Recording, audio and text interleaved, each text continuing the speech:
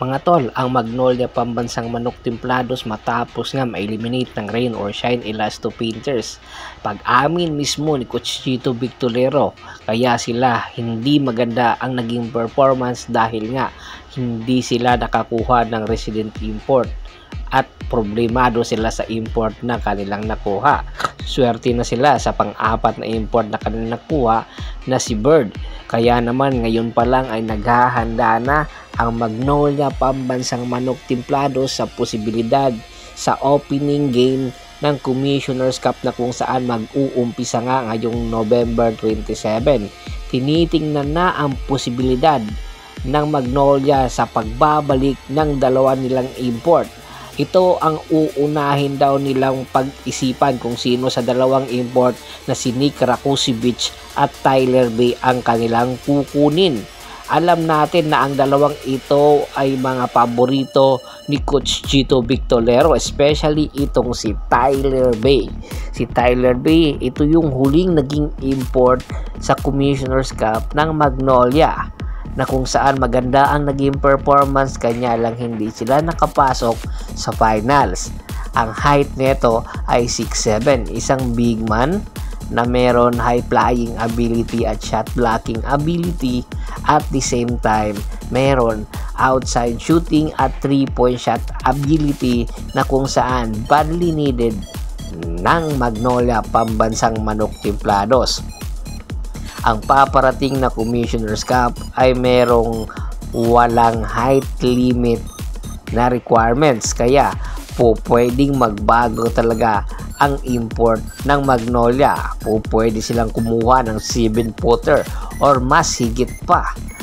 Ang tinitingnan na lang ngayon ni Coach Chito Victorero, yung kukunin ba nilang 7-footer ay kasing bilis nitong si Tyler Bay.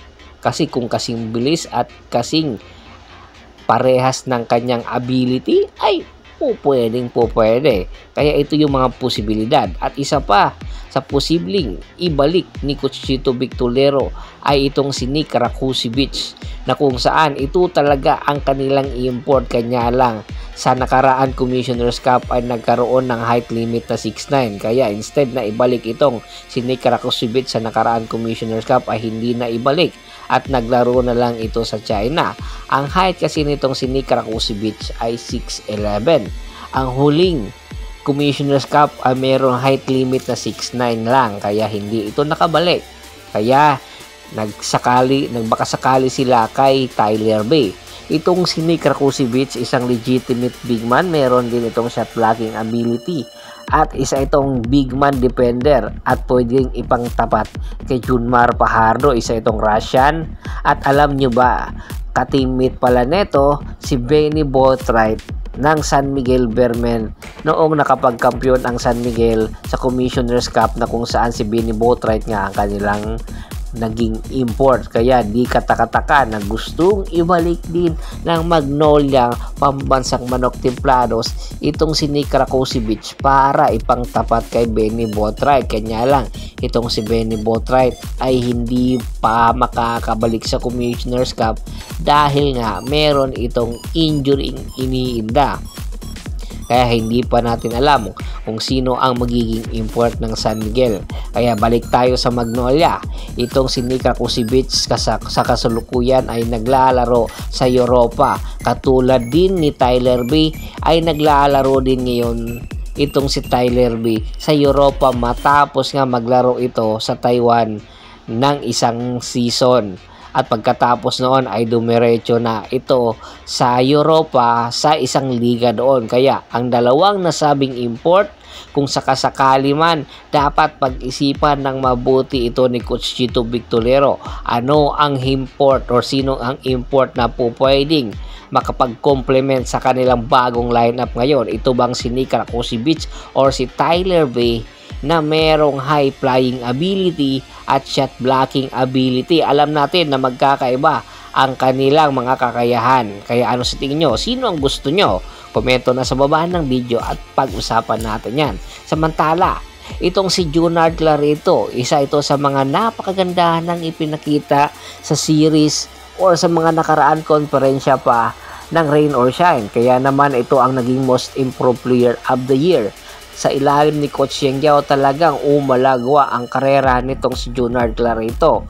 2 years extension ang kanyang pinirmahan nang pumasok ito sa rain or shine sa pagpasok ni Coach Yeng Guiao.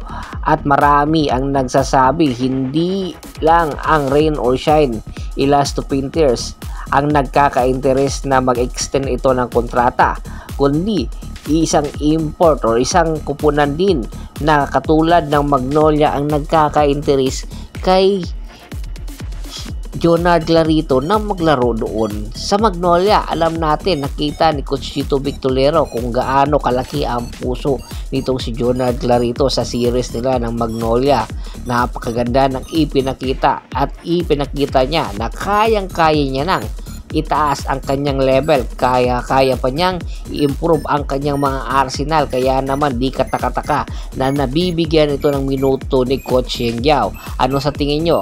Dapat ba itong ibigay ni Coach Yeng Guiao sa Magnolia or dapat manatili ito sa rain or shine Elasto Painters? Komento sa baba ng video at pag-usapan natin yan. Once again, this is Percival Monteron at your service. Don't forget to subscribe my sports channel at don't forget to click the notification bell button para nga maging updated palagi sa kwentuhan. At bago pa man natin tapusin ang ating kwentuhan, shoutout muna tayo sa ating mga solid na followers na laging sumusuporta sa atin kay Kagawad kat sa kinudukusin ng Hagonoy Bulacan, Malyari Mascareñas, Anthony Lucky Alon, Adrian Dulay at sa Dulay family, Ronald Bersubidad, Ricky Lanza ng Ricky Rider TV ng Tansa Cavite at sa Lanza family, at syempre kay Sir Ronald Gato, maraming pong salamat sa walang sawa niyong pagsuporta. Pagbisita na rin po ng Facebook fanpage ko na Boss Tor at Boss Idol. Ito po yung mga bagong Facebook channel ko. Marami pong salamat.